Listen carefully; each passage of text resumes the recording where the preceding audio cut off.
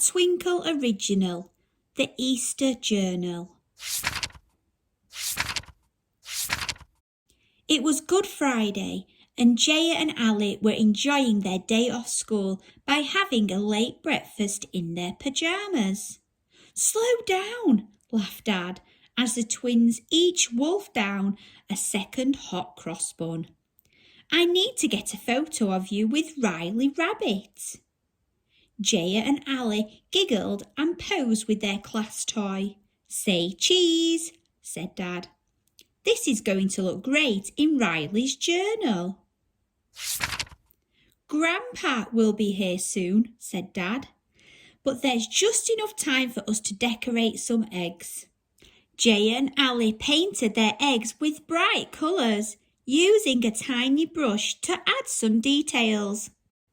Just as they finished, there was a knock at the door. "That must be Grandpa," said the twins excitedly, rushing to greet him. Grandpa put down his bags and gave Jaya and Ali a big hug. "What have you brought with you?" asked Jaya. "Everything we need for our special Easter tradition," Grandpa said with a smile. Out on the balcony, they worked together to make a beautiful Easter garden. "I think this is going to be our best one yet," said Ali proudly as he took a photograph. On Saturday, the family headed to the park. Mayor Perez had organised an Easter egg hunt for the children. "Are you excited?" joked Grandpa. "Ha ha, good one," said the twins, rolling their eyes. "I'm really looking forward to finding an egg," said Ali. "It's been so hard giving up chocolate for Lent."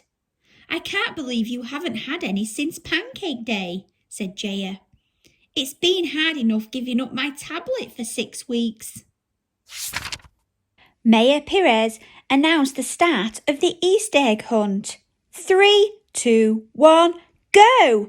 Shouted the mayor, and all the children shot off in different directions. Ali went to look under the benches and found an egg covered in pretty yellow foil. Jaya found a purple one in the bushes by the pond. They rushed to show Dad and Grandpa, who had each found an egg too. "Make sure you save them," smiled Grandpa. "No chocolate until after lunch tomorrow." The next morning was Easter Sunday, and the family made their way to church for the sunrise service. As they entered the churchyard, the sun was just beginning to peek above the horizon. "Christ is risen," said Reverend Tasha as she greeted the congregation. "Truly he is risen," everyone replied. Everyone gathered together and sang an Easter hymn. Then the children followed Mr. Murphy to Sunday school while the adults went inside the church. Dad and Grandpa listened while Reverend Tasha spoke about the life of Jesus and then said a special prayer. Meanwhile, Mr. Murphy told the children the Easter story. Then he showed them how to make a flower cross using sticks and colourful tissue paper.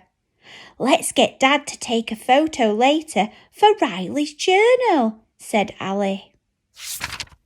At the end of the service, everyone went out to the church garden.